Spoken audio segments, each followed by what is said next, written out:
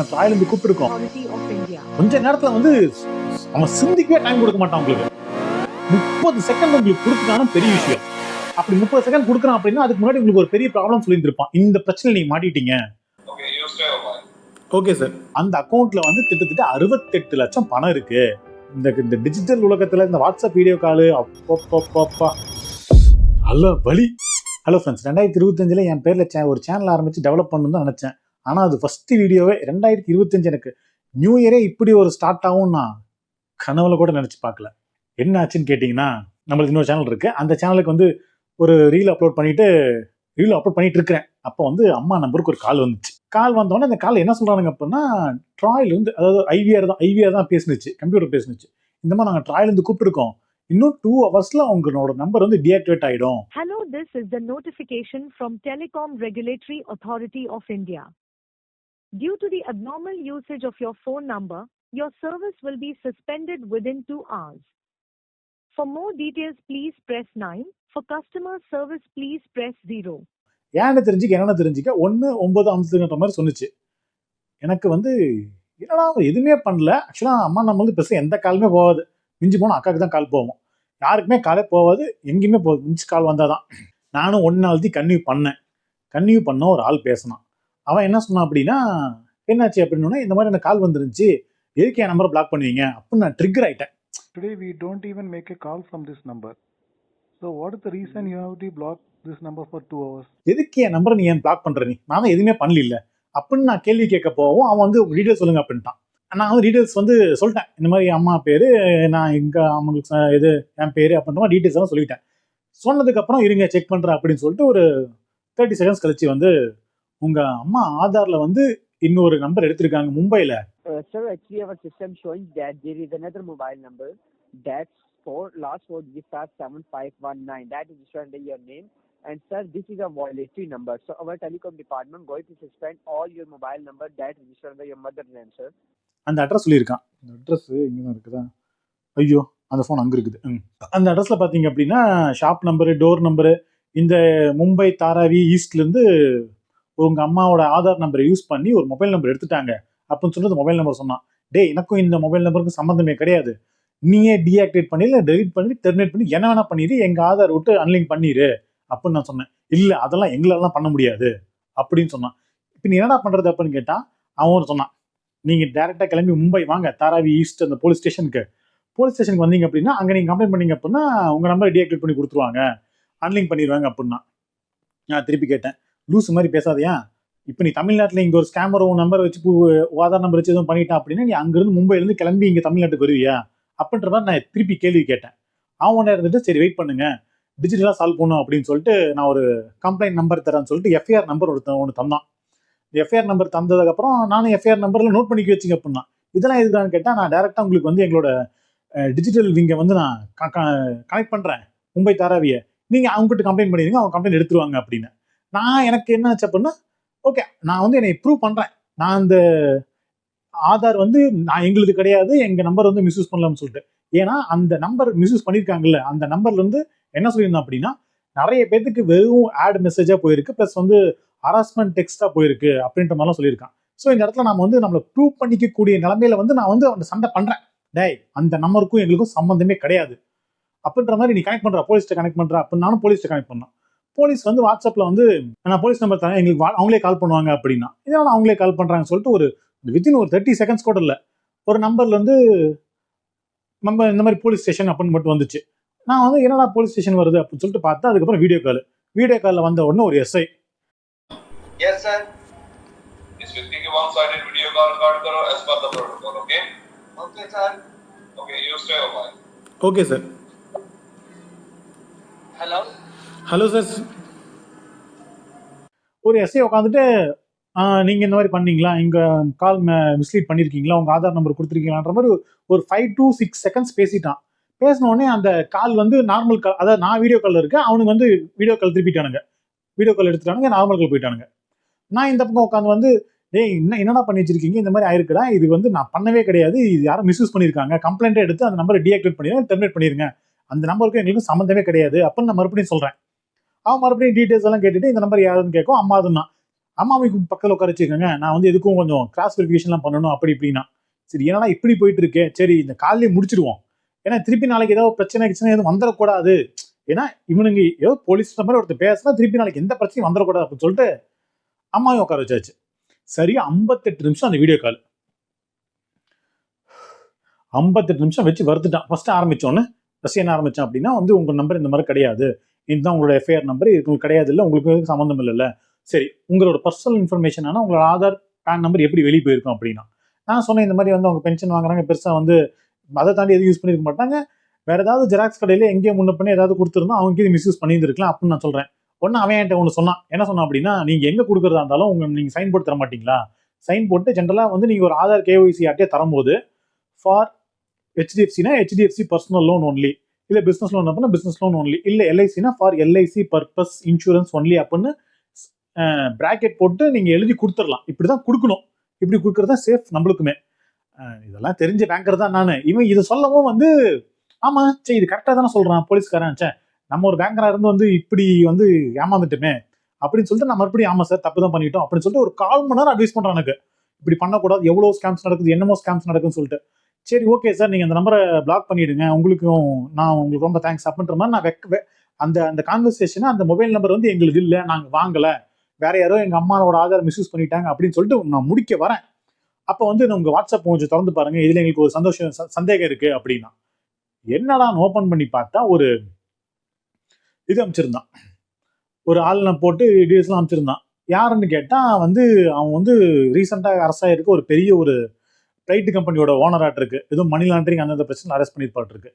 இவரோட அந்த பிரச்சனையில வந்து உங்க அம்மாவோட பேர்ல மும்பைல கனரா பேங்க்ல அக்கௌண்ட் இருக்கு, அந்த அக்கௌண்ட்ல வந்து கிட்டத்தட்ட 68 லட்சம் பணம் இருக்கு, இது வந்து எப்படி டைரக்டா நீங்க லிங்க் ஆயிருப்பீங்க, நீங்க ஏதோ மறைக்கிறீங்க அப்படின்ற மாதிரி திருப்பி நம்மள கொஸ்டின் பண்ண ஆரம்பிச்சிட்டானுங்க.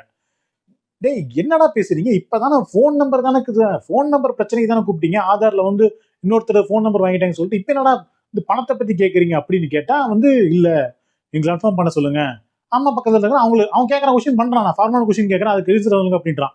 இந்த ஆளை எங்கேயே பார்த்துருக்கீங்களா, இந்த பேர் எங்கேயே கேள்விப்பட்டிருக்கீங்களா, இதுக்கு முன்னாடி மும்பை டிராவல் பண்ணிருக்கலாம் அப்படின்னு. நாம அதிகபட்சமா டிராவல் பண்ணதே தமிழ்நாட்டை தாண்டி ஆந்திரா பெருமாள் கோயிலுக்கு மட்டும்தான், அதை தாண்டி வேற எதுவுமே அம்மா டிராவல் பண்ணதே கிடையாது. இப்படி ஒரு சர மாதிரியே அவன் மட்டும் கேட்டுருக்கேன், இல்லடான்னு சொல்லி நான் ப்ரூவ் பண்ணிட்டே இருக்கேன். அப்பதான் எனக்கு ஒரு விஷயம் தோணுச்சு, இவனுங்க ஏன் இப்படிலாம் பண்றானுங்க அப்படின்னு சொல்லிட்டு நான் அந்த நோட்டீஸ்ல இருக்க பேர் ஆளோட பேரை சர்ச் பண்ணி பார்த்தா அவரும் 4 மாசத்துக்கு முன்னாடி அரெஸ்ட் ஆயிருக்காரு, இப்போ ஏதோ பெயில் வந்து பராட்டு இருக்குது. சரி உண்மையாதான் இருக்கு போல இருக்கு அப்படின்னு நினைச்சிட்டு இருக்கிறேன். அவனுக்கு நான் இந்த பக்கம் போனை நோன்ற அந்த பிரைட்னஸ் வந்து தெரியவும் அவன் வந்து கேட்கறான், நீங்க சைட்ல எந்த ஒரு டிஜிட்டல் எக்யூப்மெண்ட்ஸ் வச்சுக்கூடாது, எது நோடுறீங்க என்ன நோடுறீங்கன்னு கேட்கறான். உடனே எனக்கு திருப்பி காமிச்சு சொன்னேன், எனக்கு உங்க மேலே சந்தேகமா இருக்குது, நீங்களே ஒரு ஃப்ராட் மாதிரி நீங்களே ஒரு சைபர் கிரைம் பண்ணியிருந்திருக்கலாம், நீங்களே ஒரு வடக்கா மாதிரி எனக்கு ஃப்ராட் பண்றீங்கன்னு பயமா இருக்குன்னு சொல்லவும் உடனே மறுபடியும் அவன் அட்மிஸ் போன் எடுக்கிறான். இல்ல நீங்க வந்து சந்தேகப்படுறதுலாம் கரெக்ட் தான், பட் நீ இங்க சந்தேகப்பட்டுக்கூடாது, ஆதாரை நீங்க வந்து தொலைச்சிங்கல்ல, ஜெராக்ஸ் கொடுத்தீங்களா அப்பயே நீங்க சந்தேகப்பட்டிருக்கணும், இது வந்து இப்படி இப்படி இப்ப கடைசி நேரத்துல வந்து எங்களையா வந்து போலீஸ் வந்து சந்தேகப்படுறீங்க அப்படின்ற மறுபடியும் அட்வைஸ் மோடு போயிட்டான். அப்புறம் இல்லடா அப்படின்னா அவனும் நிறைய கேள்வி கேட்டான், 58 நிமிஷம் கேள்வி கேட்டிருக்கிறான். நானும் இல்லடா இதெல்லாம் விட்டுருங்கடா அப்படின்னு சொல்லவும் சரி ஓகே ஓகே ஓகே அப்படின்னு சொல்லிட்டு மறுபடியும் அவனுக்கு ஒரு மியூட் மோடுக்கு போயிட்டானுங்க. நானாமா என்ன இப்படி தலைவலியா போச்சு, ஒரு ஆதார் கொடுத்து எவன் மிஸ்யூஸ் பண்ணி என்ன பண்ணனே தெரியல, இப்படி ஆதார்ல வந்து இன்னொருத்த நம்பர் எடுத்திருக்கான், அவன் வந்து ஹராஸ்மெண்ட் மெசேஜஸ் வந்து அட்வர்டைஸ்மெண்ட் பண்ணிட்டு இருக்கிறான், அது ஒரு பிரச்சனை. அந்த பிரச்சனையை முடிக்க போனா இவனுக்கு என்னடானா நம்ம பேர்ல ஒரு அக்கௌண்ட் ஓப்பன் பண்ணி மணி லாண்டரிங் பண்ணிருக்கான்னு கேட்கறானுங்க, அது மும்பைல.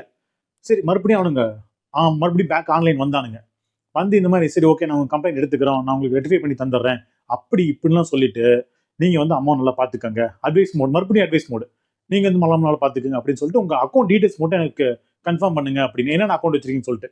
நான் வந்து ஜென்யூனா மறுபடியும் அவன்கிட்ட நான் வந்து ரொம்ப இன்னசென்ட், நான் எந்த தப்பு பண்ணல அப்படின்னு ப்ரூவ் பண்ணிட்டு மொத்தமா இருக்கிற அக்கௌண்ட் சொல்றேன். என்ன பண்ணா எஸ்பிஐ அக்கௌண்ட் எவ்வளவு பேலன்ஸ் இருக்குன்னா அது 80 ரூபா தான் இருக்குது, 80 ரூபா தான் இருக்குன்னு சொல்லுவோம். அவன் அப்ப அந்த இடத்துல அவன் சொன்னான் 80 rupees ஒன்லி அப்படின்னா, ஆமா 80 ரூபா தான் இருக்குது அப்படின்னு. மற்ற அக்கௌண்ட்ல என்ன சொல்லிட்டு அந்த பேலன்ஸ் தான் சொல்லிட்டேன். சும்மா அதாவது பேங்க் பேரு எவ்வளவு பேலன்ஸ் இருக்கு, எப்ப அக்கௌண்ட் ஓப்பன் பண்ணது, இந்த டீடைல்ஸ் மட்டும் தான் கேட்டிருந்தான், மற்ற டீடைல்ஸ் எதுவுமே கேட்கல. நான் ஓடிபி கேட்டிருந்தேன், அந்த இடத்துல நான் கொஞ்சம் கால் கட் பண்ணியிருக்கலாம், வேற எதையும் யோசிச்சிருந்திருப்பேன். ஓடிபின்றத கேட்கவே இல்லை. ஆனா என்கிட்ட வந்து ஏடிஎம் கார்டும் செக் புக்கும் இருக்கான்னு கேட்டிருந்தான். நம்மளுக்கு தான் ஏடிஎம் கார்டை தொலைக்கிற பழக்கம் வந்து எப்பயுமே இருக்கிறதுனால நம்ம ஏடிஎம் கார்டை வந்து மொத்தமா எல்லாம் தொலைக்கிறது தான். இது வரும் நம்ம ஏடிஎம் கார்டு தொலைச்சி ஏடிஎம் கார்டு திருப்பி வாங்க. நானும் 3-4 தடவை வாங்கி பார்த்தேன், திருப்பி தொலைச்சிக்கிட்டே இருக்கிறனால வாங்குறது விட்டாச்சு. ஜிபே ஃபோன்பே இருக்கிறனால அப்படியே அதை வச்சு ஓடிட்டு இருக்க வேண்டியது தான் போயிட்டு இருக்குது. அவனால ஏடிஎம் கார்டு கையிலும் இல்லைன்னு சொல்லிட்டேன். செக் புக்கு இல்லை, அம்மாக்கெல்லாம் செக் புக்கே கிடையாது அப்படின்னு சொல்லியாச்சு. அவனுக்கு மறுபடியும் டீட்டெயில்ஸ்லாம் கேட்டுட்டு மறுபடியும் அட்வைஸ் மோடு, இந்த மாதிரிலாம் நீங்கள் எதுவும் பண்ணாதீங்க, இனிமேல் கொஞ்சம் ஜாக்கிரதை இருங்க அப்படின்னு சொல்லிட்டு, நீங்கள் ஆஸ் எ இந்தியன் சிட்டிசன் நீங்கள் வந்து இவ்வளோலாம் நான் கொஞ்சம் பதட்டமாக இருப்போம்ல, இவ்வளோ பதட்டப்படாதீங்க, ஜஸ்ட் ஜென்ரலான கொஸ்டின்ஸ் தான் கேட்டோம் உங்கள்கிட்ட. அப்படி என்ன நாங்கள் வந்து இங்கே வந்து ஏடிஎம் கார்டு மேலே இருக்க 16 நம்பர் சொல்லுன்ற மாதிரி நாங்கள் உங்களுக்கு ஒரு பர்சனல் இன்ஃபர்மேஷன் கேட்கல, ஒரு ஜென்ரல் இன்ஃபர்மேஷனை தானே கேட்குறோம் நாங்கள். நீங்கள் அப்படின்றதால ஒன்றும் பேனிக் ஆக வேணாம் அப்படின்னு சொல்லிட்டு என்னை வந்து ஆஸ்வாசப்படுத்துறாப்புல. நானும் அமைதியாகி ஒரு டம்ளர் தண்ணி வேற குடிச்சேன். நான் தண்ணிலாம் குடிச்சு ரிலாக்ஸாக இருக்கும். சரி ஓகே பார்த்துக்கோங்க, இனிமேட் நீங்கள் வந்து எந்த ஒரு கேஒய்சி எங்கே ஒரு ஆதார் பேன் இங்கே கொடுக்குற மாதிரி இருந்தாலும் டீட்டெயிலாக மென்ஷன் பண்ணி கொடுங்க, இந்த பர்பஸ்க்காக கொடுக்குற மாதிரி.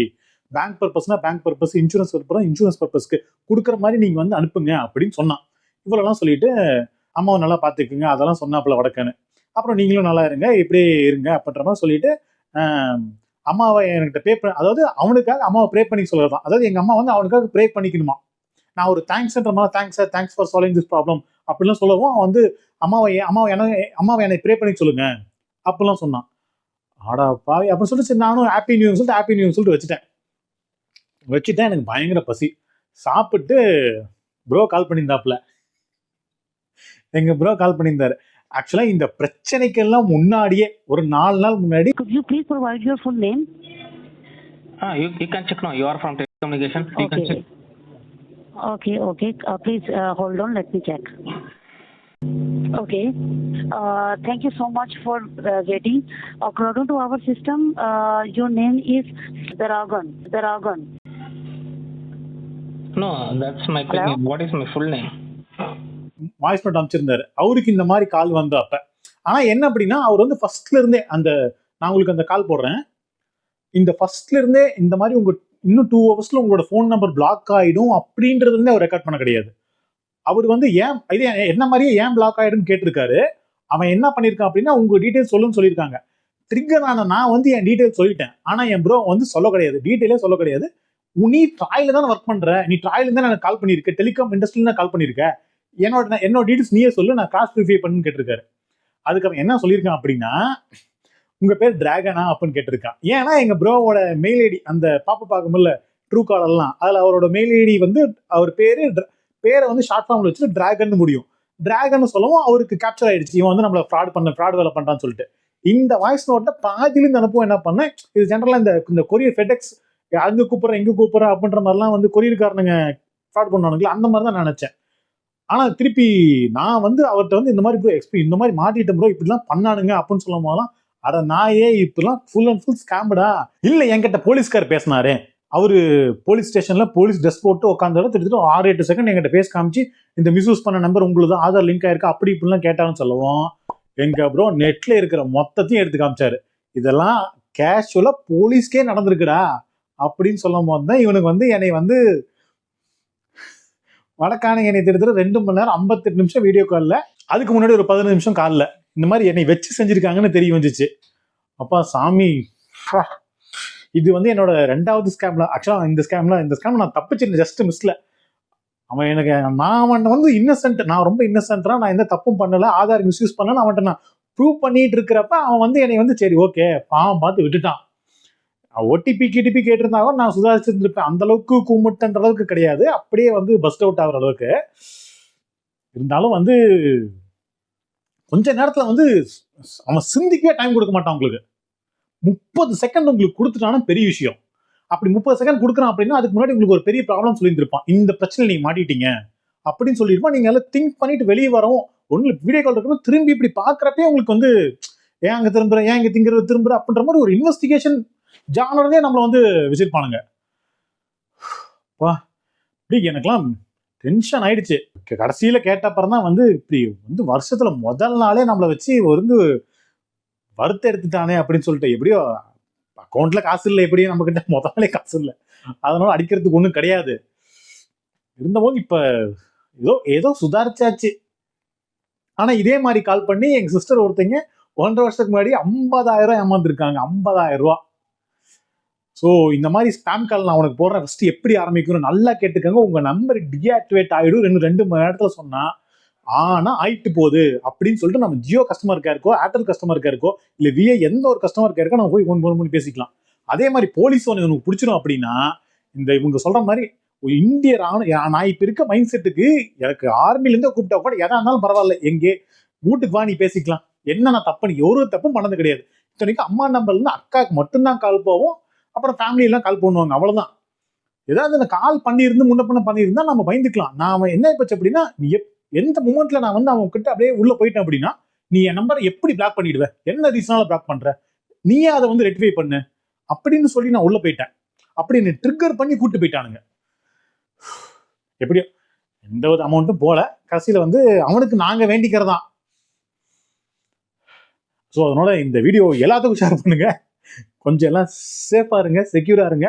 கால் பண்ண ரெஸ்பானே பண்ணாதீங்க, ஒன்றும் பிரச்சனை இல்லை, வீட்டுக்கே வரட்டும், எவனா இருந்தாலும் வீட்டுக்கே வந்து வரட்டும், பேசிக்கலாம். நீங்க தப்பு பண்ணாத வரலும், உங்க மேல எந்த தப்பு இல்லாத வரலும், யாரா இருந்தாலும் வீட்டுக்கே வரட்டும். இந்த டிஜிட்டல் உலகத்துல இந்த வாட்ஸ்அப் வீடியோ காலு அப்பப்பப்பா நல்ல வலி.